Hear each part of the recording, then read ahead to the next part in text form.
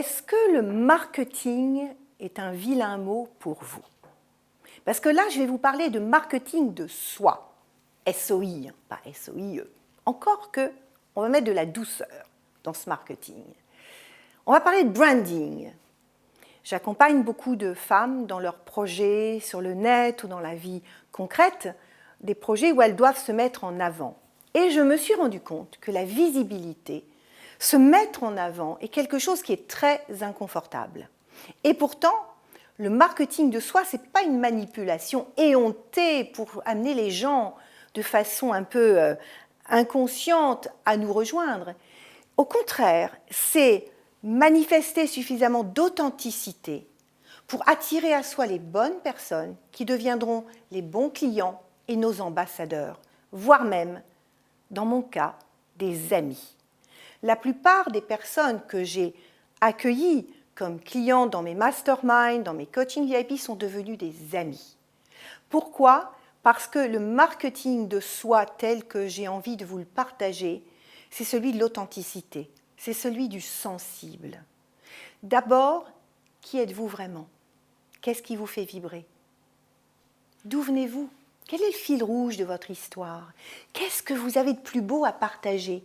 Qu'est-ce qui vous définit ?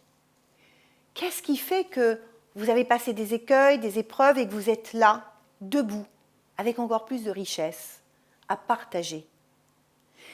Il y a quelques années, j'étais chez Tony Robbins, on était 7000, c'était à Excel, à Londres, j'allais marcher sur le feu. J'avais très peur.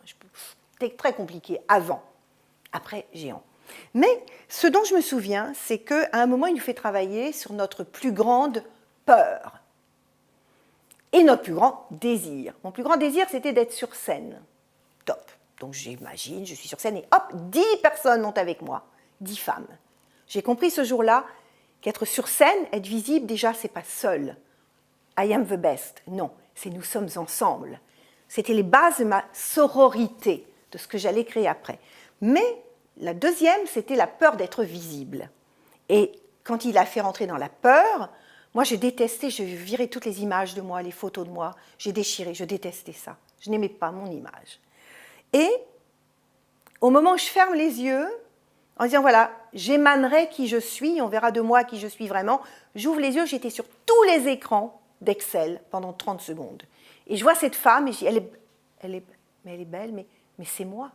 Et tout d'un coup, l'univers m'envoyait, si tu es toi-même profondément, tu seras belle. Parce que ce n'était pas la beauté plastique, c'était qui j'étais vraiment.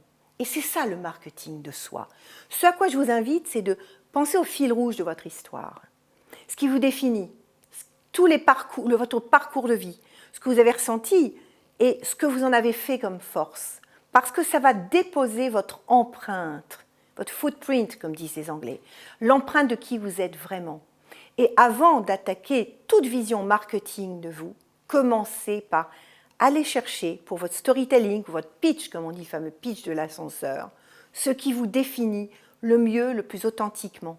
Parce que là, vous allez émettre un message qui sera tellement cohérent, aligné avec qui vous êtes vraiment, que votre marketing va se déplier, se déployer tout seul.